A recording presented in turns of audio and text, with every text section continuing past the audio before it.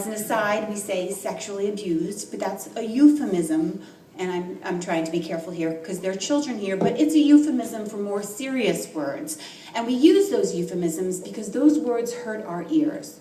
To hear R-A-P-E and S-O-D-O-M-Y, there, I just thought of spelling it. It hurts our ears, and so we dull the pain. We soften it by saying sexual abuse. But when we use those words, we need to remember the heinous nature of the crime nonetheless.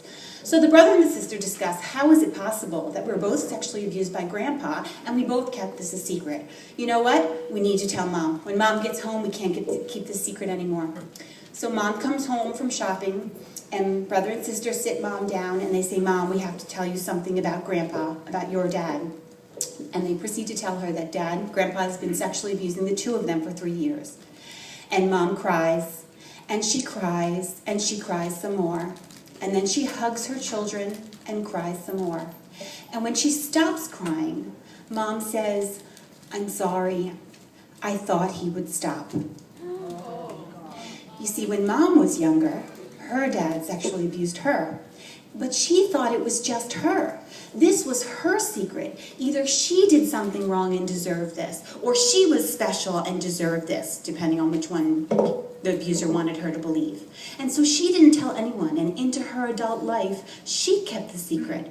And so, of course, Mom felt a lot of guilt for not telling anyone about this, and she decided, that's it. I can't do this anymore. I need to tell the secret. And so I'm going to have a family meeting. And I'm going to call my two brothers and my sisters, and I'm going to tell them about what our father did to me when I was younger, and now to my children.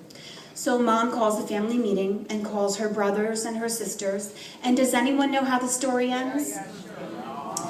Brother, brother, sister, sister, all reveal that they were all sexually abused by Dad when they were younger, and no one told and no one knew. How is that possible? How is it that they all kept that secret and no child told? My name is Jill Starishevsky, and I'm an assistant district attorney in New York City for the past 16 years, and I'm going to share with you today the 3 big truths about child sexual abuse. Notice I didn't call them 3 big secrets about child sexual abuse, because we don't do secrets, and that's what you say to your children. We don't do secrets. We can tell each other everything. Because secrets are the most powerful weapon in a child sex offender's arsenal. If we can take away their secrets, we can take away their power. So big truth number 1 that I've discovered doing this work for the past 16 years is that children don't tell when they're being sexually abused.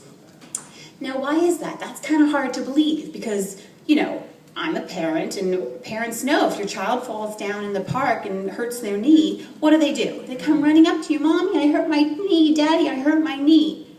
So certainly, parents think, if a child is being sexually abused, of course they're going to come and tell you. But falling down in the park is not the same as child sexual abuse. In the park, when a child falls down, theoretically, no one is saying to that child, don't tell anyone you fell down, no one's going to believe you. Don't tell anyone you fell down, they're going to say it's your fault. Don't tell anyone you fell down, I, Dad, brother, uncle, coach, friend, teacher, will go to jail. Don't tell anyone you'll go to jail. Don't tell anyone this is our secret. There are so many emotions that come along with child sexual abuse. There's fear, confusion, embarrassment, blame, shame. All these reasons children don't tell.